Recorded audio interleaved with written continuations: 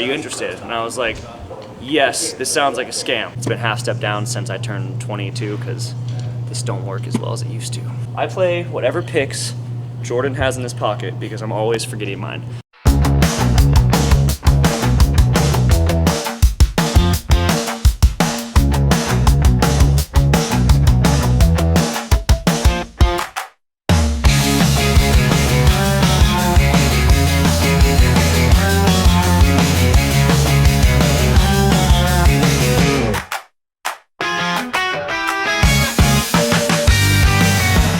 I'm Mikey Carnevale from the Frights. We are on tour right now in Chicago. We just put out a new record, Ready When You Are. We're out here, where are we at? Bottom Lounge. And we're gonna show you some gear. I got an acoustic guitar, some silly little pedals, and some very, very popular amps. That's it, baby. Rock and roll. So this is actually probably the only thing I have some serious business to say about, because this was I got this guitar from Fender in 2017, 2018. And at first, I was very hesitant to play a Fender acoustic because of the, wanting to play a Martin or something kind of cool. Not to say this isn't cool, but you know what I mean. And so I bought a shitload of other acoustic guitars, and I had a big collection, and I've tried every acoustic guitar in a live setting, and nothing has ever come remotely close to feeling this good or playing as well as it does, and it frankly pisses me off. So I've played the hell out of this for the last almost 10 years. I just got it fixed. There was a crack on the back. I can't think, they did such a good job, you can't even see it anymore. But I went through a phase of treating this guitar poorly. I dropped it a bunch. Now I take good care of it because I recognize it's my soulmate and it'll be with me forever. And it's just my little baby. I love it. I don't even know if they make this, this is the Paramount PM2E. I don't know if they make this exact guitar anymore. I think they still do the Paramount series. I could be wrong. But great guitar, love it. Strings, usually I am playing D'Addario's Custom Light. I think I've changed now to just regular old light. And as far as changing, we started this tour, we're doing it in legs. We started this tour back in September. I haven't changed them since we left. Because for me, there's like this, there's this fine line where when you change acoustic guitar strings, it's very churchy, is the worst way I could put it. And so after about a month and a half of like good playing is when you get that kind of like, it starts to feel like it has a story to tell, as stupid as that sounds. And that's when it starts to feel good to me. So if I'm lucky, I only have 2 acoustic songs in this set. I shouldn't break a string until the tour is over, and then I'll have that perfect tone in about a week. So as rarely as I can change them without feeling like I'm playing a piece of shit is how often I change my strings, basically. Tuning, half step down. For pretty much everything. I think amongst the band we have maybe 1 or 2 guitars that are in standard, but other than that, it's been half step down since I turned 22 because this don't work as well as it used to. So this is my pedal board. As you can see, we have 4 pedals, 2 of which are really special. They're what we call tuners, and I vary them up here with 1 analog and 1 Polytune Foley elect. Look at this. This is very nice. I'd use this one, as you should, for electric, and this one for acoustic, just for the vibe. Okay, so then the rest of these here, we have 2. Now, this reverb, I'm not in love with it. It just happens to be, again, kind of a part of my setup at this point because I'm lazy. But it's great. I just keep it on the plate setting, and I use it for some of the older Fright stuff that requires that, like that dirty doo-wop, they used to call it. Sound, and so it's fine. I have no problem with this pedal. It's great, love it, but I don't know much about it besides what I currently use it for, which is minimal. This, however, has been similar to my acoustic, the pedal I cannot escape. I have tried so many times to find another exciting overdrive distortion pedal, but every time I go to the guitar store, I'm like, hey, can you turn me on to something new? They're like, what do you have? I'm like, the GT500. Oh, it's the best one. That's the one.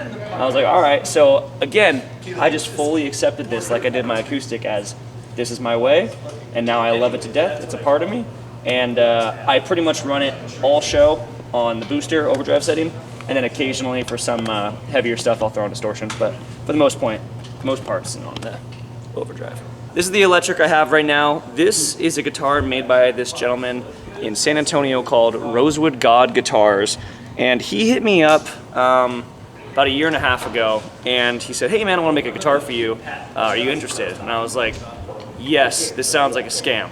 So I was like, let's see how this goes. He's like, well, you're coming to San Antonio, I'll come out to the show and I'll bring, this is what he usually makes, these like gold, crazy, multiple parallel settings on the pickups. Tellies, he does a bunch of stuff for specific artists, and I saw this, I was like, that's cool. It's not necessarily my style, but I'll check it out. And he brought it to the show, and I played it on the next tour, and I just like fell in love with it. And I ended up using this guitar solely, this electric guitar, on the record we just made, Ready When You Are, and just fell in love with like how gnarly it can sound. Point being, it sounds sick, I love it.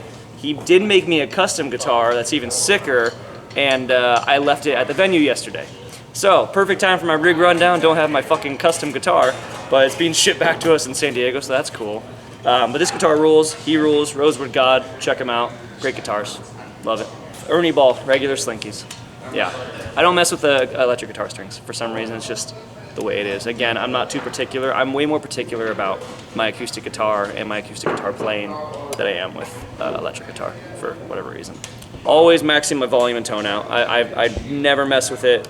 It hurts my brain to mess, especially with the volume. It really hurts to like imagine that there's a louder possible setting here. So I've never, ever been messing with my volume or tone. Yeah. This, I don't know if you'll recognize it. This is a very rare 2020 twin reverb by a little company called Fender. And they've been making some good stuff for at least a couple years at least. I can't complain. I'm giving them a shot. I feel like they're like a nice new startup. So I don't know. I'm just help the little guys out, right? So this is my amp. I keep it, as you can see, 5, 5, 5, 5, 5, and then 2, and then 0. So I keep it pretty much straight across the board because I'm just a middle of the road kind of guy. And sometimes the sound guy will make me do this, and I'll go to 4. And that is frustrating, but that's okay. I get it. It's for the good of the people. So I keep it at 5 until someone tells me otherwise. And I keep it no bright because this guitar is bright as fuck. And I used to when I played Strat, which was my guitar for years till I got this. Throw it on bright, treble up a little bit, keep it a little, get a little Frusciante feeling with it. Now I'm pretty run of the mill.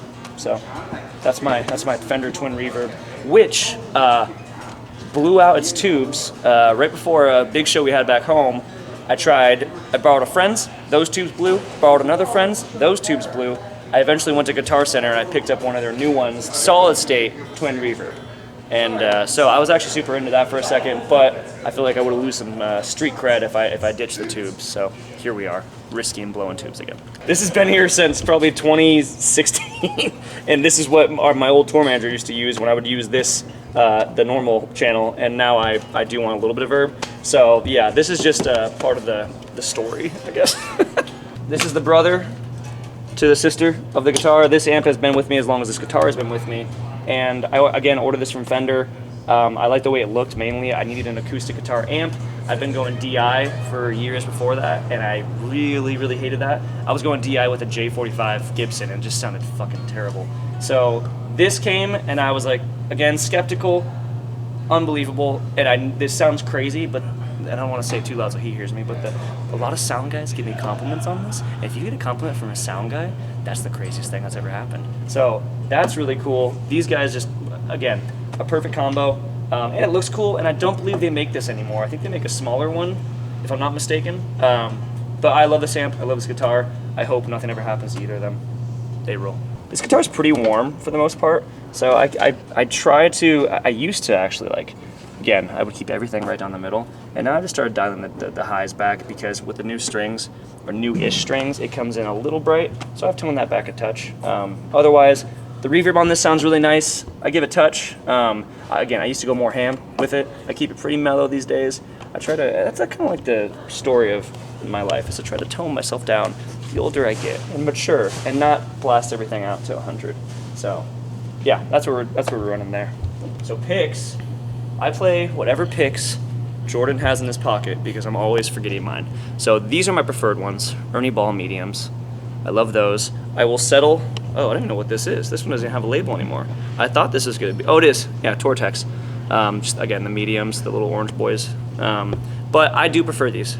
Just, I don't know why. I like the way they look and they feel great. And the Ernie Ball logo gives it a little grip, But again, I usually walk on stage at sound check and I'm like, Jordan, what you got? Like I need a pick, and he has something for me, so that's what I got today.